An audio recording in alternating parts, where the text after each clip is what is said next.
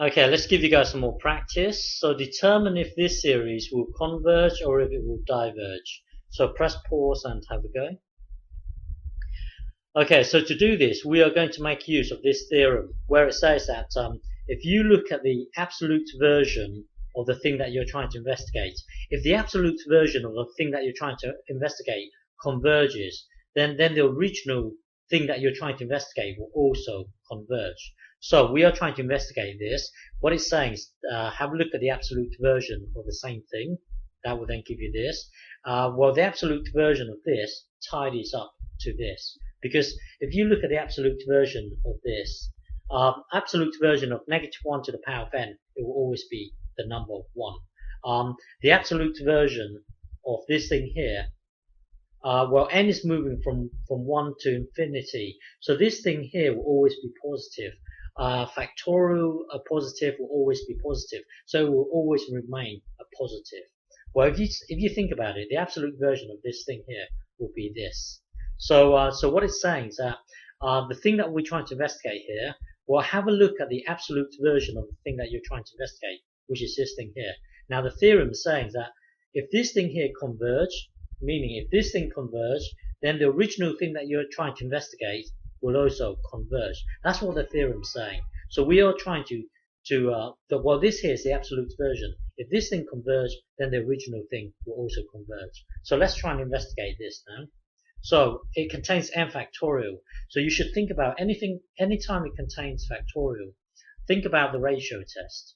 So with the ratio test, we always need to compute this value here. So looking at this, remember n plus 1 divided by an. So looking at this, an plus 1 would be this, an plus 1 would be this, divided by an, that's the same as multiplying with the reciprocal of an, which would be this. So now, so this value here, when it comes to the ratio test, we always need to compute this value here. Well, this value here is this thing here. Okay, so now it's just a matter of us trying to evaluate this thing here. So now tidy this up. That will then give you this. Now we now need to try and understand what this actually means. So let's put a simple number into n. Let's select a random number 2, just so that we can understand what's going on here. So looking at this, when n equals 2, so this thing here will be 4. 4 plus 1 will be 5. 5 factorial means 5 times 4 times 3 times 2 times 1. And then looking at this, when n equals 2, this will be 4 plus 3, that will be 7. So 7 factorial will then give you this. So when you have one thing divided by another thing, you can see that that all these will get cancelled out, leaving you with this and this, 1 over 7 times 6, in our case of n equals 2. So what it's saying here is that looking at this, it gave us this. But don't forget, when n equals 2, it means that this is our n here. This is our n. Our n here is here. But when you times 2, it means, well, this here is our 2n. This here is our 2n. And then the plus 1, this is plus 1. So it's really 2n plus 1. Now looking at this, when n equals 2,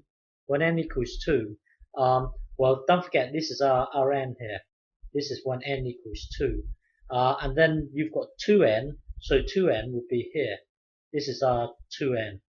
And then you plus 3. So 2n plus 1 plus 2 plus 3, and so on. So you can see that that when you have this divided by this, these 5 will cancel out, leaving you with 2. Well, leaving you. Don't forget. Hang on. This is n. This is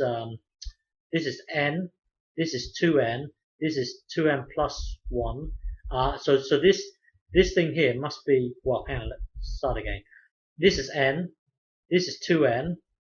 2n plus 1. 2n plus 2. So this is our 2n plus 2, and then this must be 2n plus 3.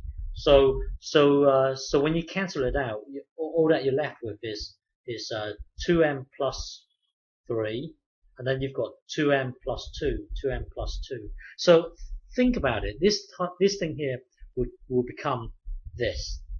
Okay, so now take the limit as n tends to infinity. This whole thing here will be 0. So going back to here, we were trying to determine if the absolute version here would converge. So we would use a ratio test. Now the ratio test says that, well, the ratio test says that this thing here equals 0.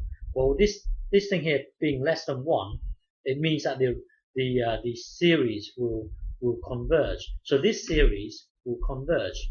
But then remember, we started out by trying to investigate this. The theorem here is saying, have a look at the absolute version, which is this thing here, and then so this thing here is the absolute version of the thing that we're trying to investigate. We are trying to investigate this. This is the absolute version. This here is the absolute version. And by using the ratio test, we've just established that the absolute version here converge. So the absolute version here will converge. That means that the original thing that we're trying to investigate, must also converge. So therefore this will also converge. Okay?